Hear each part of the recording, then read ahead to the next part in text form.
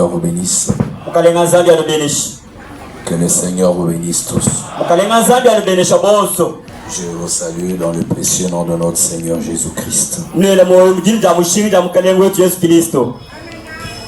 Et je commence par présenter nos sincères condoléances à la famille du révérend François Tamina et au tabernacle de Kananga.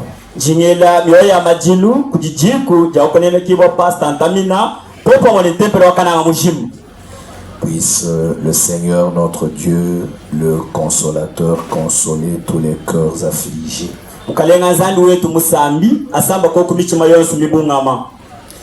Et je veux remercier le grand pasteur Nathan pour cette opportunité qu'il me donne de parler dans cette circonstance.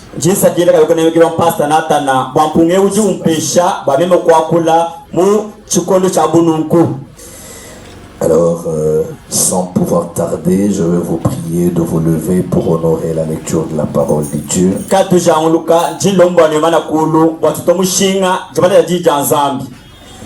Et nous allons dire un mot de prière au Seigneur avant de lire la parole. Dieu notre Père, nous te disons merci. Parce que tout ce que toi tu fais est bon. Même si nous n'en comprenons pas la signification, mais nous ne pouvons dire autrement.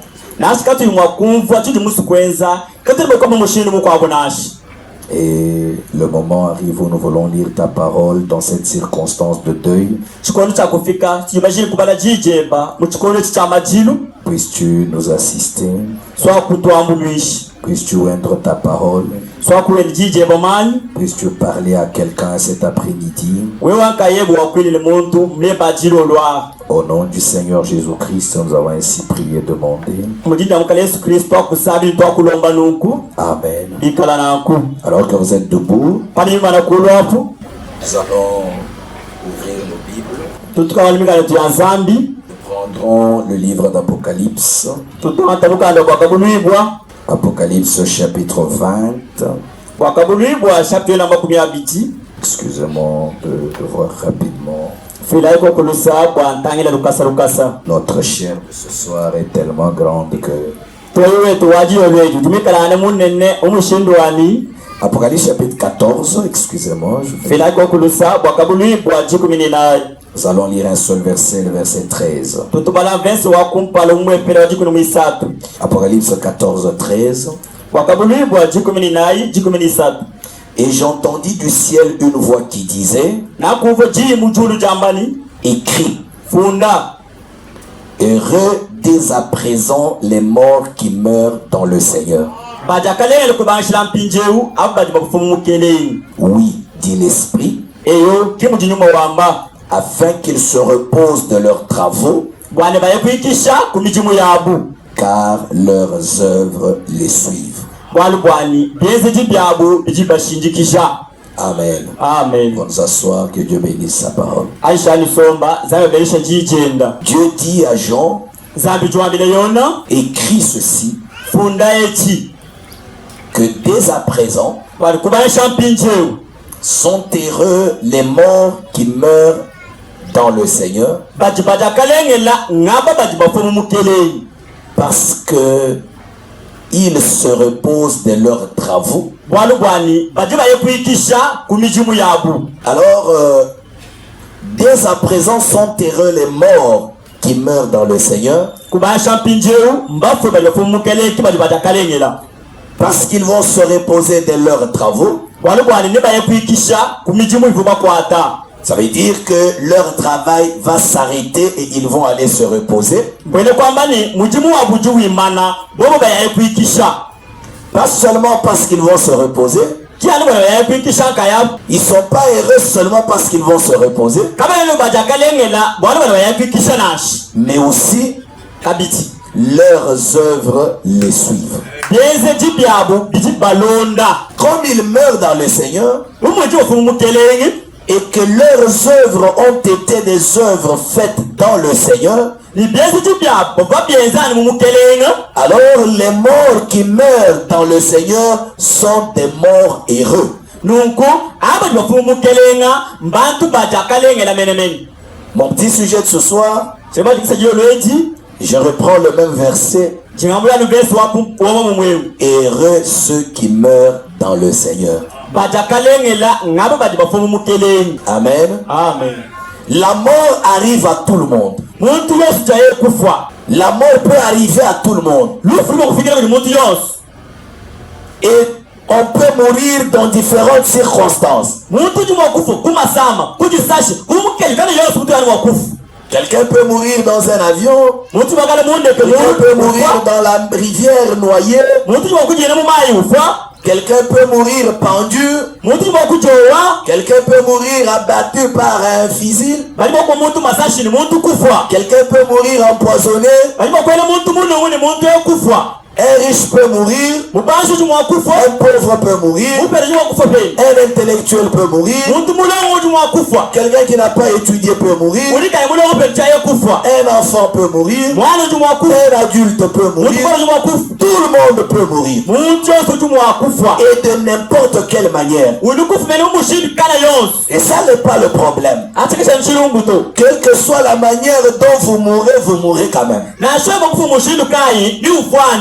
Que ça soit une mort atroce, que ça soit une mort douce, au moins vous mourrez. Mais, il y a des morts qui sont heureux et des morts qui sont malheureux.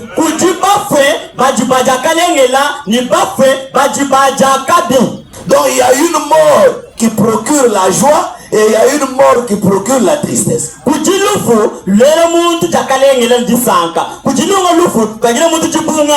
Or, chez tout humain, la mort n'est jamais bienvenue. La mort n'est jamais un sujet de joie. Mais comment la Bible dit-elle que c'est qu'il y a des morts heureux,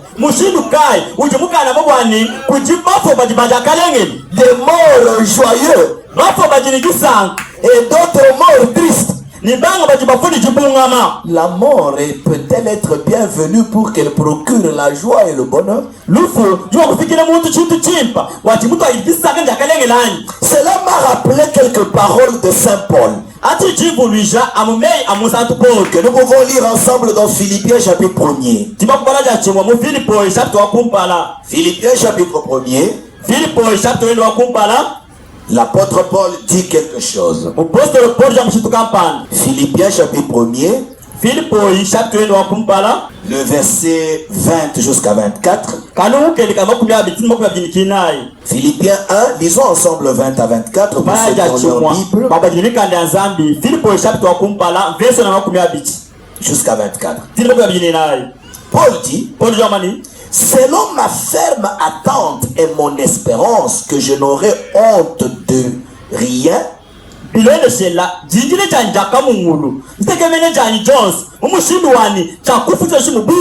mais que maintenant comme toujours Christ sera glorifié dans mon corps avec une pleine assurance.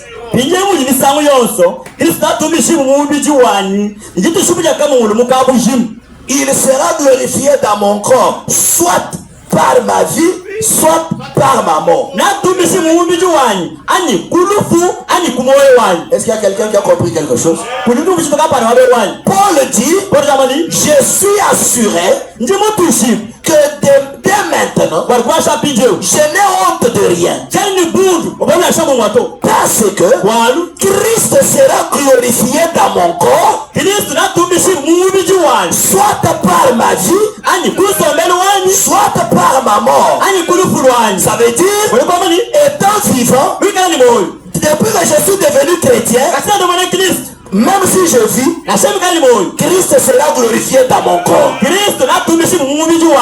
si je meurs, Christ trouvera toujours gloire dans mon corps. Que je vive, que je meure, déjà devenu chrétien, dans tout ça Christ tirera gloire. Amen. Amen. Il ajoute, il dit: car Christ est ma vie Kristo ujumoyo wanyi et la mort m'est un gain. ni lufu lujibu alimema jitabishi. Depuis que Paul était devenu chrétien, Kati Paulo wena Kristo il comprenait la mort différemment. ubu mwakwe ulufu bishaende bantu bakwabo. Il dit, Tuambani depuis que je suis là, kati que bikala wena j'ai Kristo connu Christ, nakwanya Kristo Christ sera glorifié dans mon corps, Kristo natumishi mubiji wanyi soit par ma vie, nase kusomberi wanyi moyo wanyi. Donc quand je vis, Panji ni moyo il sera glorifié. natumishi Même si je meurs, nasiwe mwakufu il sera toujours glorifié. Kristo natumishi bwanu. Pourquoi? Bwati Parce que depuis que j'ai connu Christ, bwanu kati namanya Kristo Christ est ma vie. Kristo ujumoyo wanyi Et la mort m'est un gain. ni lufu makasanya mushi. La mort c'est un bénéfice. Lufu matabishi La mort c'est quelque chose de bien pour moi. lufu bwanyi mema chitu kapande chimpa. Comment la mort pouvait-elle être un gain pour Paul? Donc quelque chose qu'il a gagné. Mushinu kai bupori bakambwani lufu chitu chimpa anyi makasa mushinga jimu fetu. Amen. Amen. Il dit la mort est un gain. Ujabele lufu makasanya mushinga. La mort c'est quelque chose que j'ai gagné. Lufu chitu kapande chime mufeta. C'est quelque chose de bien. Chitu chimpa be. Donc ça veut dire, Webamani pour moi, wanime la mort est une bénédiction. lufu njibe nesha. Heureux ceux qui meurent dans le Seigneur, Bajakalengela ngabu baje bafumu mukelenga. parce qu'ils se reposent de leurs travaux Bwana baje bayekwitisha kumijimu yabo. et leurs œuvres les suivent. Ni bieze tibyabu biti balonda munyima. Amen. Amen. C'est ça que nous parlons ce soir. Kitu ntoko jiyo lwechi. Quand j'ai lu l'apôtre Paul, Bani mubala apostole Paul. je me suis encore rappelé les paroles de Saint William Branham. Leo kuvuluka binei amusantu William Marion Branham. Aïe. Il n'y a pas de saints seulement dans la Bible, il y a des saints partout. Kapo yene bansa to nomukande wanzambi to bansa to nyaba yonse. Frère Branham dit que nous croyons aux saints qui vivent. Wotonya mbwani tekibita buja bansa to bajini moyo. Des hommes vivants, Bajini moyo. des hommes Balume qui ont leur haut et leur bas, bajini matekata na shema mi bajibezi. mais des hommes saints. Kajina shema bika bantu bachishira. Des hommes qui mangent comme vous, Bantu qui vont bajibaje au travail comme vous, Ya kumiji mutele qui ont aussi kumiji. des femmes et des enfants, Bajini baka jini bana mais kuzu. des hommes saints. Bantu bachishira na shana. Vous pensez que les saints que vous lisez dans la Bible, là, ils étaient comment? Wewe jwele mejini bansantu. Obalo mugande wanzambi bavule mushindu kale. Ce n'étaient pas des anges, Kati bubanjelo to. mais des hommes, Bavu bantu. mais des saints, Kaji bansantu. sanctifiés par Christ. Bavwishi bashindu di Kristo. Je lis dans la prédication de Frère Branham intitulée Un absolu. Jimbala mubisho tu Branham bujina bwani chemenu. Un absolu, Chemenu. prêché le 27 janvier 1963 Bisema tu maku ya binatano angondo akumpa leta chino kama chitema. Makupesa mu kisatu. au point 63. Kasu mukabilo kama makumi asama mu kisatu. Frère Branham dit, Wewe panajo amani? il parle de Jésus. Ujapula kwa Yesu. Il était l'amour de Dieu. Yesu bujina nga janzambi. Dans Jean 3,16. Muyona jikumsatu. Jikuni sambo. Jean 3,16 qui a produit un corps qui n'est pas né du sexe sous la chute, Yona yisatiku minisambombo wakulela mubiji ujikayo mulela kupitila chibulanashi mais qui est né par la puissance créatrice de Dieu, kajimulela kupitila bukole bujibufuka bwanzani afin que Dieu lui-même bwanzani kaeni vive dans ce corps ikani boyo mubijao et projette sa parole. na alikukupa jijeni Allez, je dis Jen. Allez, Et je dis. Dieu était en Christ, nizali lumukristo réconciliant le monde avec lui-même, utwangaja yeye mwini bukwapanu pamwa faisant un absolu pour tout croyant. weze chemenu bwamwene kwitabuja yonse. Et il est allé dans sa tombe avec le fardeau du péché sur lui. Wakaya mulukita ni bushtu bampeka tupandi jipeni. Et il a payé le prix. Ni wakafuta mushinga. Et il est ressuscité le matin de Pâques, Ni wakashuka chile ja Pasa. ayant les clés de la mort et du séjour de mort. Mwikala ni sapi ya lufu ya baba wa bafwa. Est-ce que vous êtes là? Le Japan. Jésus est allé dans la tombe Yesu wakaya mulukita. avec le poids du péché des hommes. Ni bushtu bampeka tu ya bantu. Puis le dimanche matin, Jani ni umuji. il est sorti de la tombe Watuba mulukita. avec les clés de la mort et du séjour de mort. Ni sapi ya lufu ya baba ya bafwa kabiti. Voilà, on dit, Wepana jamani. cela c'est un absolu pour tout homme qui a peur de la mort. Achi kijiche de la mort, je t'annonce ce soir que nous avons un absolu, c'est que Christ est ressuscité des morts avec les clés de la mort et du séjour de mort. Il les avait ravis à Satan pour que Satan ne contrôle plus le mystère de la mort et de la tombe et du séjour de mort.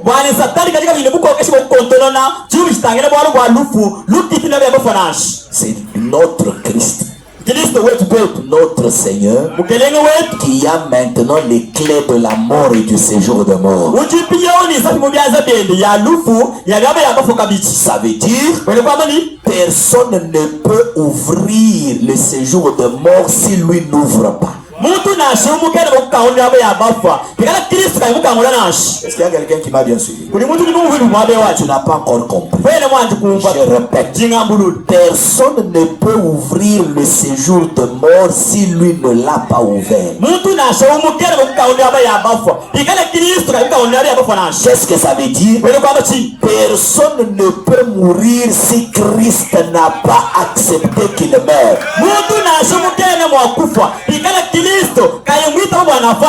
Qu'est-ce que ça veut dire? Ça veut dire que il n'y a aucune mort qui émane des mains des hommes non plus. Malheureusement, c'est qu'il y a des gens qui s'appellent chrétiens mais qui croient des choses qui n'existent pas dans la parole. Le chrétien ne croit pas que là il y a une mort qui vient d'un homme. Il n'y en a pas.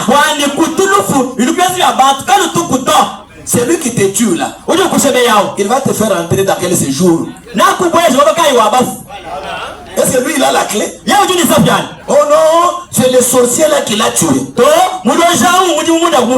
Le sorcier qui tue les gens, c'est Dieu. C'est Dieu. Il n'y a personne qui peut mourir si Dieu n'a pas permis qu'il meure.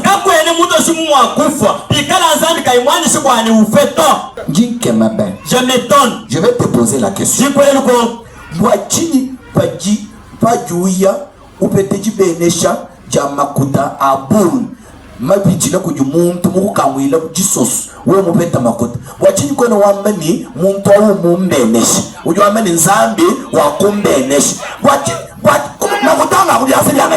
Pourquoi quelqu'un t'a ouvert une brèche, a gagné beaucoup d'argent? Pourquoi tu ne dis pas que Dieu t'a béni? Tu dis que Dieu t'a béni. N'est-ce pas que c'est la personne qui t'a donné l'opportunité? Comment est-ce qu'un homme t'octroie un boulot? Tu dis que Dieu t'a donné un boulot. C'est parce que rien ne peut se passer sous le soleil sans que Dieu ait poussé. Oui, je m'en dis même. Et de même, quand le temps de quelqu'un de quitter la terre arrive, Dieu pousse. Et ça peut passer par un sorcier. Ça peut passer par un poison. Ça peut passer par une maladie. Ça peut passer par un accident. Mais en tout, c'est Dieu. Ça c'est ce que moi je crois. Avec tout mon cœur. Quand Dieu n'a pas accepté, personne ne meurt. Personne ne meurt. Vous qui savez que maman allait partir avant papa? Qui savait? Si c'était nous, surtout quand nous devons prendre le papa, l'amener quelque part, laisser maman. Le mystère de la vie et le mystère de la mort, c'est dans les mains de Christ. Lui seul connaît qui a combien de jours, il va partir quand, par quel chemin. Soyons des chrétiens. Alors frère dit, c'est un absolu. Quand nous pensons que quand Christ est ressuscité, il avait les clés de la mort et du séjour de mort, c'est un absolu pour toute personne qui a peur de la mort. Frère Branham dit, permettez-moi de dire ceci. Je ne sais pas combien de messages je dois encore prêcher avant mon départ.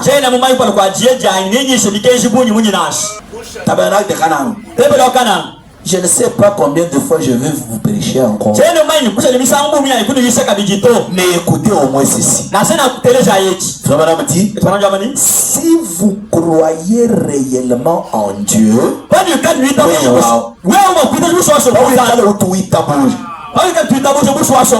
et si vous êtes né de nouveau, n'ayez pas peur de la mort. Est-ce que je peux entendre un amen? Si réellement vous croyez en Dieu et que vous êtes réellement né de nouveau, n'ayez pas peur de la mort.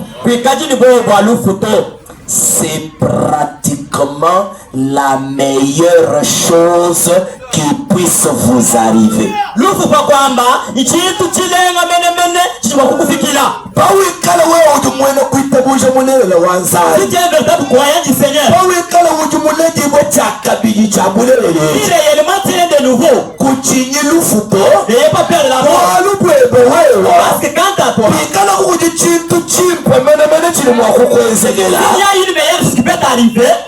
C'est la mort. Pour un chrétien, pour un homme qui croit réellement en Dieu, pour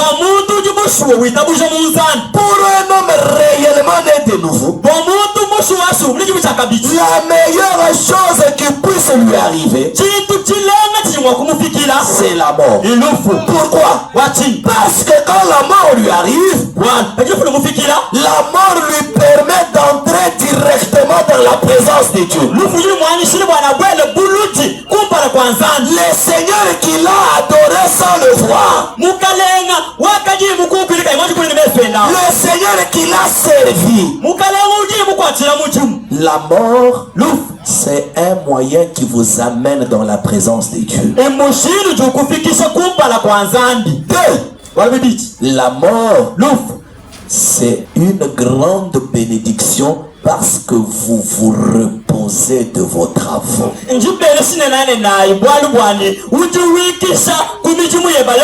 Je vais vous poser une petite question. Quand vous êtes tellement fatigué et que vous rentrez chez vous, vous sentez que vous avez besoin de dormir et que vous montez au lit, vous dormez profondément. Les goûts qui a déjà senti le goût étant fatigué. Est-ce que bon si on te réveille que bien manger, comment tu te sens? On se le dit, tu te sens comment? Il y a la colère, n'est-ce pas? Quelle nourriture pour m'empêcher de dormir? Quand tu as dormi, avec ses fatigues, le sommeil devient très meilleur. Pourquoi? Ça donne la paix. Ta tête est vraiment tu oublies que tu as des gens. Tu oublies que quelqu'un t'a querellé. Tu oublies que ton mari est tu oublies que ta femme est tu oublies que tes enfants ne comprennent pas. Tu oublies que le patron t'avait gueulé au travail. C'est pourquoi si tu crois réellement en Dieu que tu es réellement né de nouveau, alors la mort c'est la meilleure chose. Mais si tu ne crois pas en Dieu, si tu n'es pas réellement né de nouveau, c'est la pire des choses qui puisse vous arriver. Parce que vous ne connaissez pas où vous allez. Vous n'aurez pas du repos. Mes frères et sœurs, nous devons comprendre que la vie que nous avons sur cette terre, c'est une vie éphémère. Quel que soit ce que vous réaliserez sur cette terre,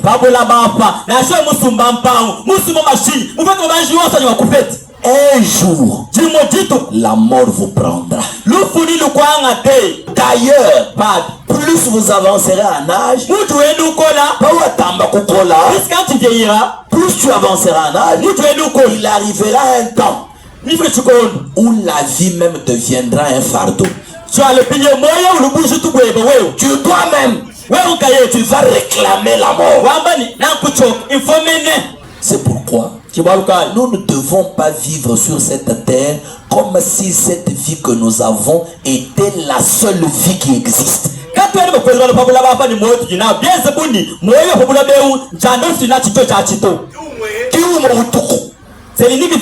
Comme les païens disent, il n'y a qu'une seule vie, il faut en profiter. Non, nous les croyants, les chrétiens, nous ne croyons pas qu'il y a une seule vie. Nous croyons qu'il y a une vie sur cette terre et il y a une vie après la mort. Et la vie d'après la mort doit être préparée. Heureux ceux qui meurent dans le Seigneur, parce que là ont les bonnes œuvres. Les bonnes œuvres vont les suivre. Et ces œuvres-là vont décorer leur maison là-bas. Mais toi, tes œuvres à toi, si elles te suivent, est-ce que tu vas être heureux?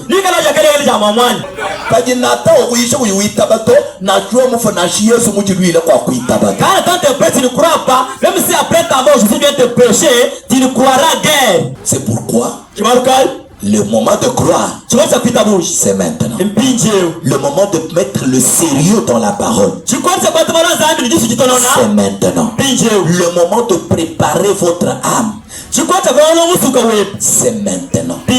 Parce que quand nous mourrons, nous pouvons être tous dans la même église. Nous pouvons être tous dans le même marché.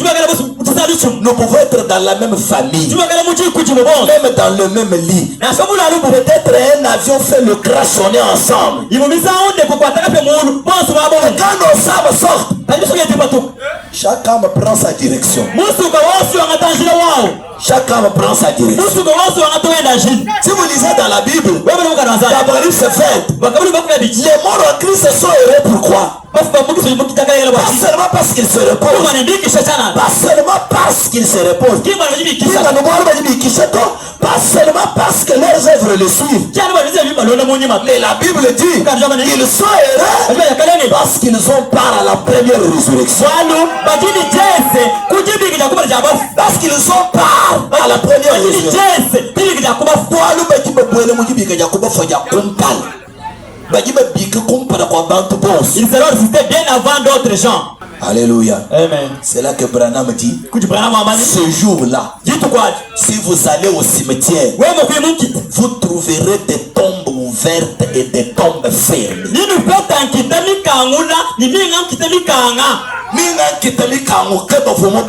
D'autres tombes déjà ouvertes. Ceux qui étaient dedans sortis sont déjà partis. Néanmoins, peuvent avoir mouru d'une même façon. À des fois entrer dans un endroit.